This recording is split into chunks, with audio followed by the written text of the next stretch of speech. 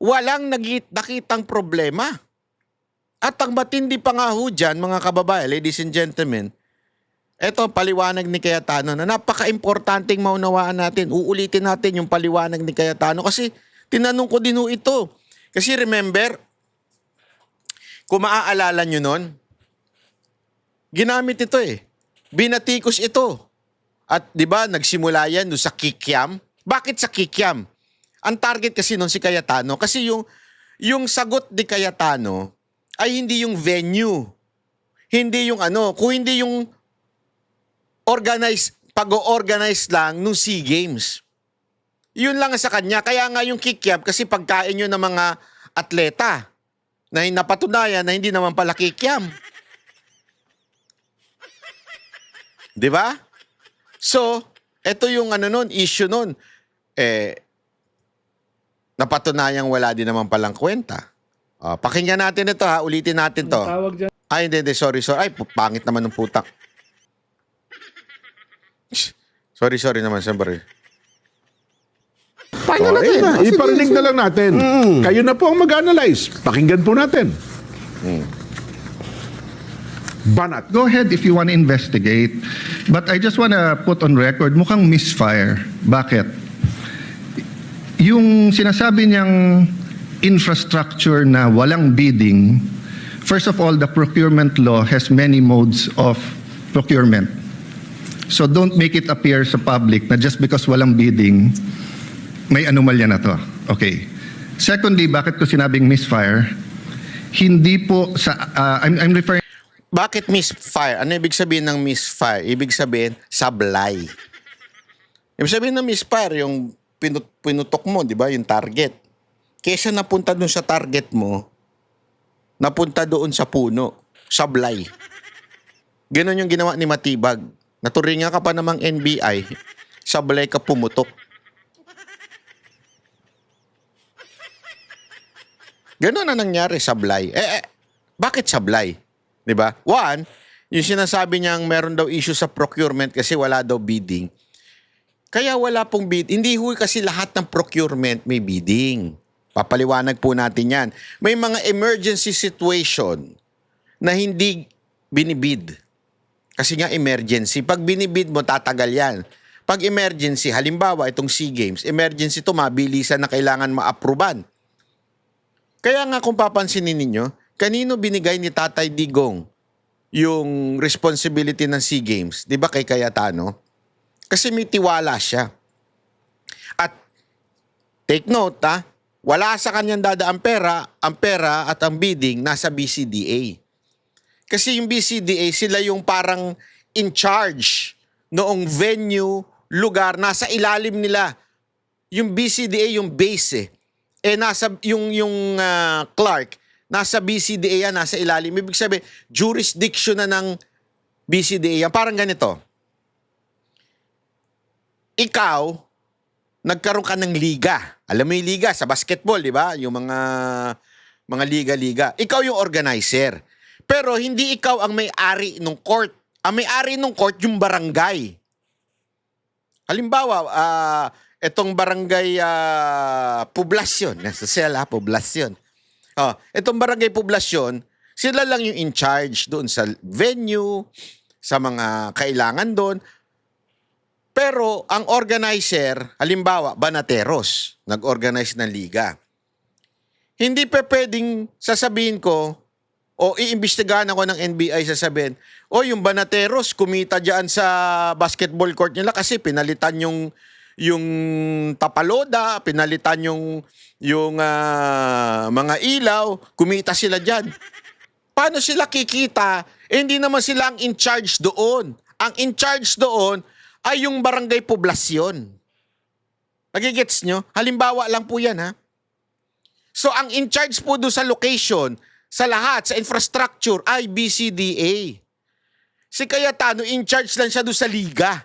Organizing lang sila doon sa SEA Games. Kaya talagang sobrang sablay nito ni Matibag. Hindi ko nga alam kung sablay siya, tanga siya, o sinasabi lang niya yan para takutin si Cayetano. Akala niya natatakot si Cayetano. Bobo pala ito si Matibag. Alam mo, Batibag, bagong salta ka lang sa politika. Sa totoo lang, aso ka lang nun ni Kusi. Sunod-sunuran ka lang nung kay Kusi. Oo. Aso lang yan dun sa PDP dati. Wala yan. Ngayon, pagtapak mo sa NBI, ang yabang mo na, nauuna yung yabang mo. Yung daldal mo nauuna. Gumamit ka naman ng utak. Ang problema sa'yo, puro kayabang eh. Alam mo yung mayabang lang? Yung mga nasa mga sitcom na puro yabang, wala namang laman. Parang ganyan ka. Puro kayabang, wala namang laman yung akusasyon mo kay Cayetano. Kasi kung iniimbestigahan mo, 1, bakit mo kagad binanggit si Cayetano? 2, bakit kagad niyo inabsuelto si Vince Dizon? Iniimbestigahan nyo nga eh, putang ina, ba't ganun? Anong klaseng investigasyon yan? May absuelto kagad. Iniimbestigahan mo, meron na kagad guilty sa'yo. Eh, ba't mo pa iniimbestigahan? Sana naging huwes ka na lang. Naging judge ka na lang. Sana hindi nyo na lang sinabing iniimbestigahan namin yan. Sana sinabi nyo lang, hinuhusgahan namin yan. Di ba?